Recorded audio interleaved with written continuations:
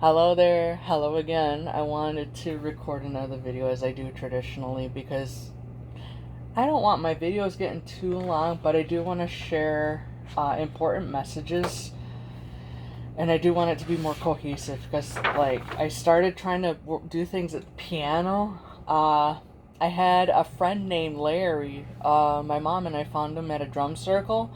It was around the the Eastern Hills Mall in like the Williamsville, Clarence area of New York State.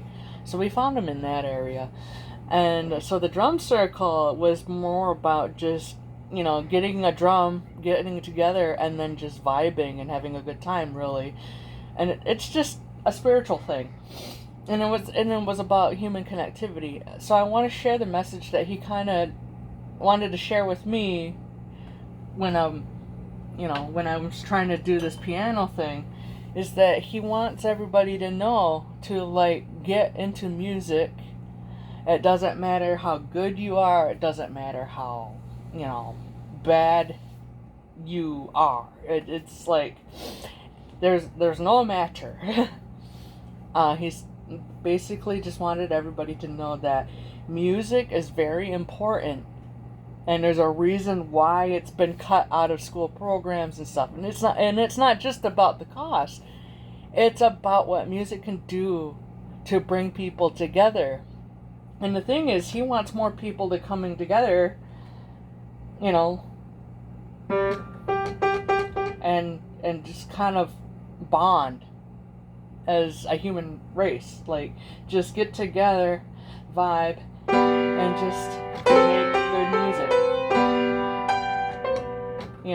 Just make music. And I can't multitask. Once I start trying to play piano, it's like the world around here tries to distract me or something like that. It takes a lot of work to ignore it.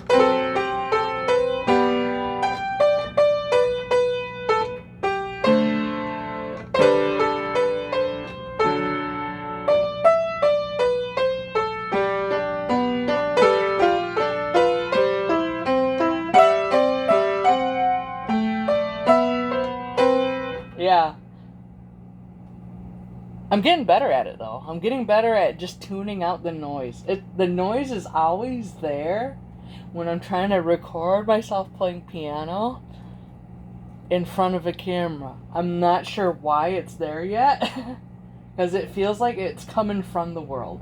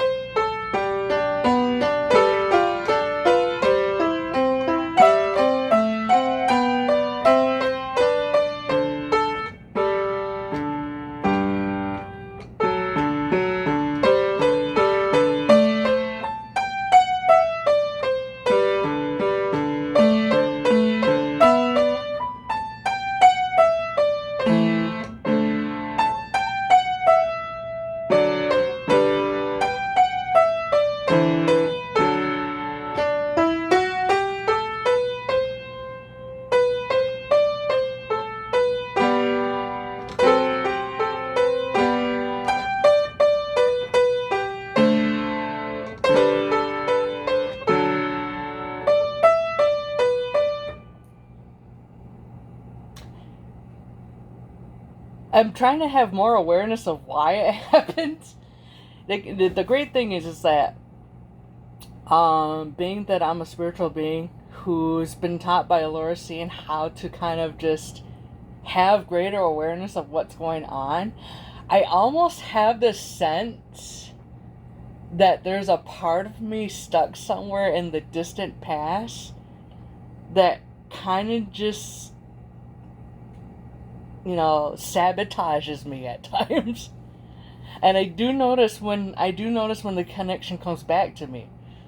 In my own personal experience, when I'm doing my spiritual work, the energy that I pick up on is basically me from back then interacting with me now, almost like, say, like this, there's this ethereal wormhole that opened up in the quantum realm and is just connecting me to me, and past, present, and future. But me in the past is so very much just not not cool with playing in front of people when they're not in the mood for it.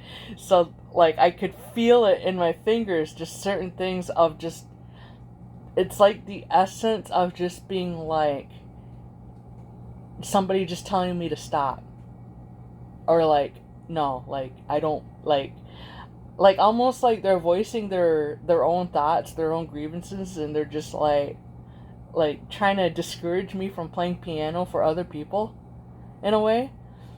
And it's happened to me before. I had a very interesting situation. It's mostly here consciously. It doesn't happen between me and other people, but it's in the way that I do things. I've had an interesting thing happen where I felt like I was talking, me as I am, talking to me who's like, it's not me, like the avatar version of myself. Like I felt it's like a mirror thing. I think the Lord has taught me about how it works. So it's like a mirror. So like there's two sides here. So it's almost like you're getting to like look at yourself as if you were a different person, because he's done this with me. He's recognized that I have the ability to do this. So what he did was he showed me a very like delicate looking man, just beautiful, person, wavy hair, brown, hazel eyes, just kind of a large nose, but then kind of just real friendly demeanor. And he showed me this person that was basically the me that I wasn't really interacting with. And there's a Native American teaching or indigenous teaching where it's like you have two wolves, and whatever one has the power is the one that you feed. I want to change a little bit on how that teaching is usually taught, not in that these wolves are somehow just a part of you and you have to starve one of them. It's a part of you in that you have to find out why the other one is the way that it is. Why is the black wolf this way? And it's more about nurturing the parts of yourself that you've neglected or shut off, not starving those parts of you and just wishing for it to go away. And I've noticed that, in, acting and treating myself like a mirror, having the hemispheres of my brain interact with one another and whatnot, and my soul interacting with, like, the representation of who I used to be in a distant past, it got me thinking that the consciousness is so much more than what people are taught. And it's very quantum. It's like the universe is a huge quantum computer. So of course there's other versions of yourself that you can interact with. And in thinking about interacting with those parts of yourself creates a bridge. So the bridge that gets created every time I'm at the piano and trying to record is to a certain individual that I used to be in another life. And it's always up to people whether or not they're going to believe it, because there is no proof on my end as to what I'm saying is real, because all I have are the memories that I have. Like this Ludwig van Beethoven person is very curmudgeonly at times, or very difficult to reason with. And I noticed that there are times when I'm really good at the piano, and there are times where I just suck butt at the piano. Like I'm just, it really depends on whether or not I just get to play the piano. And what I noticed is that my former incarnation likes to mess around with this finger. Very specifically, goose around with this finger or this finger. It's one or the other. And that's what I noticed. It's such an interesting thing. I'm trying to play this, and it's like it's always called into question by the time measure 3 comes around.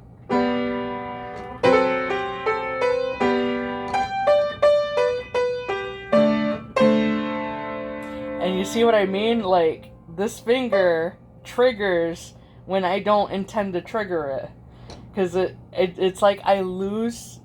It's like this finger disappears. Like, I lose any sensation here.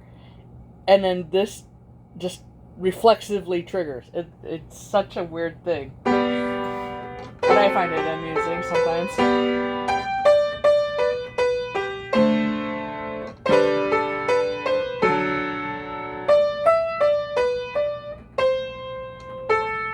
Yeah, like it did it again right there.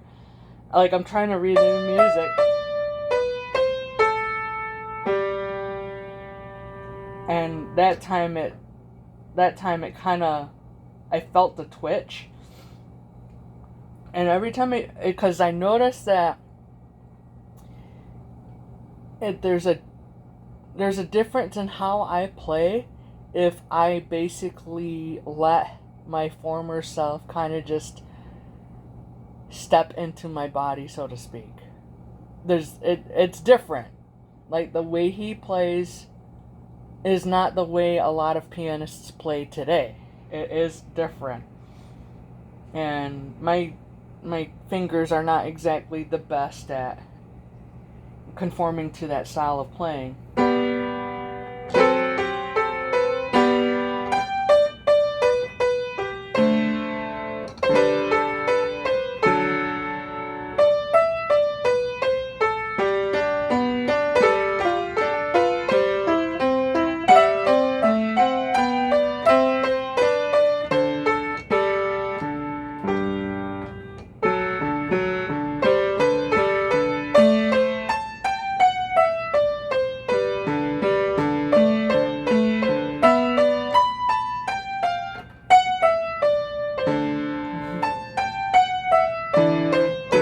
Whoops. Funky fingerings. Hungry foot. But if you were able to kind of notice it, is if I let him take more control, it curls my hands a little bit more. I would have to, like, basically show you if I can. Okay. Yeah, I think that'll give you a good view of it.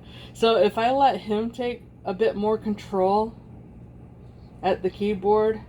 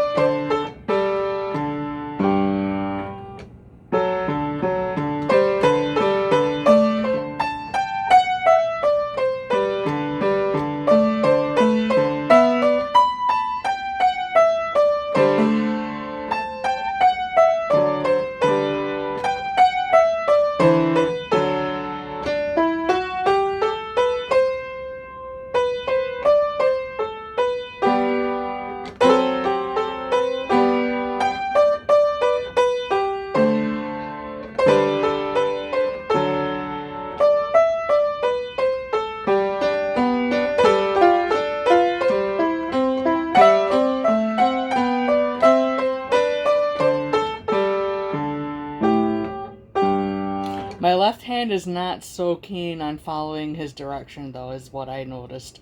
I think part of it has to do with energetic mapping of your body. So basically, you basically have like a male side, a female side, but it's like finer ethereal energy kind of goes from one chakra to the next, and you have all these different little chakras and nadis that are situated throughout.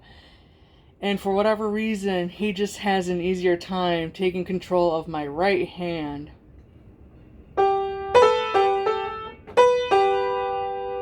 And it's easier for me to play this way. Like, if you look at the positioning of my hand, this is how he plays the piano. That's how he plays. My left hand is a little more spastic, so it doesn't quite mesh with him. My left hand plays a little bit more on the modern side of the keys. So the curve of this hand has to be a bit more like that, because that's how it's suited. But this hand, for whatever reason,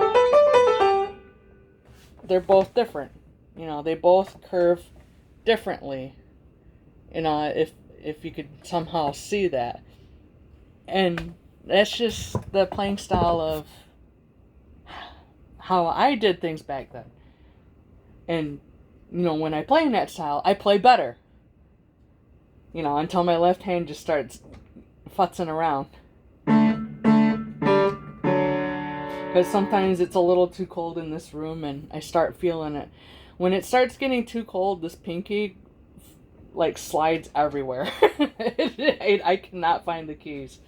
But you just saw the proof that me letting that part of myself take control has done better for me overall. You know, it's like you have to tap into who you are, you know, in your overall journey, not just who you are in the moment of like, you know, this is what I look like in the moment, this is the body I have, this is the place I live in.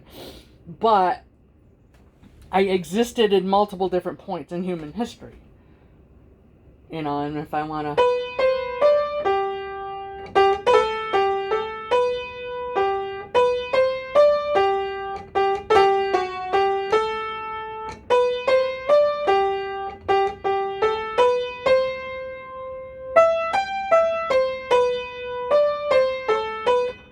Yeah, I flubbed up. And I play a little bit better.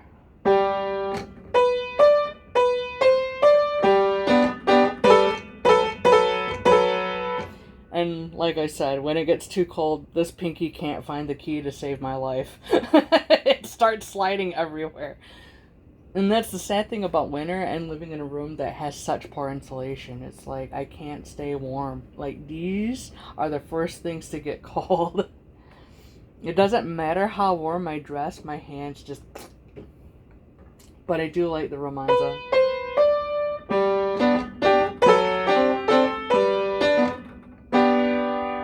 And it is a very cute piece. There's another piece in here that I do want to get good at, but it requires some level of gymnastics on. So I gotta get good at that part, but basically, if I adjust it...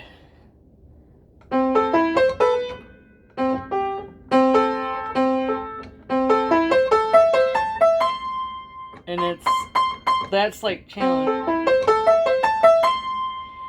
It's like I pretend that my hand's a spider. And I just try to just get it to be nice and smooth and nice and calm, nice and chill. This hand is doing... But when I'm trying to focus on this hand starts wandering around. It's that thing where you try to get your brain to be trained in like coordination. And this one,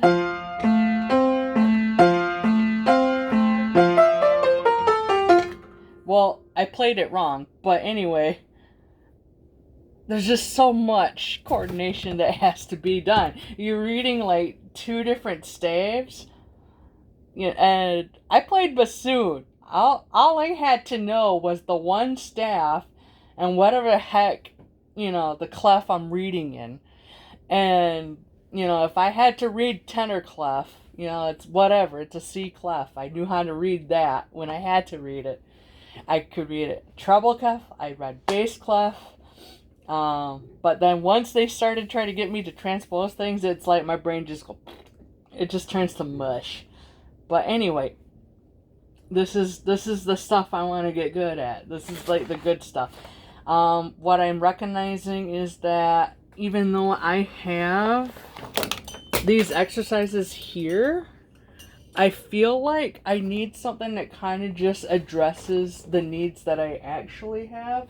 Not so much like this has lots of stuff that I could do, but it's like I want something that's a bit more closer to my level, so to speak, so that I could bridge the gap from one little level to the next level, create some scaffolding, you know, start bringing in that good old Lev Vygotsky into the equation. I need to get that into that zone of proximal development so I can get to the next level. But yeah, it's just the joy of making music, you know. It's like, why not have fun? Why not have fun with it, you know? It's cool. It's cool. So, you know, I gotta say goodbye, because otherwise, what's the point anymore? I'm just rambling. But anyway, it's like, get together, make music, have fun, you know, create good energy, because we need that. Like, whatever the heck's going out there, especially in social media places, people are just, ugh. They're really getting down in the negativity of things. So we do need more positivity here.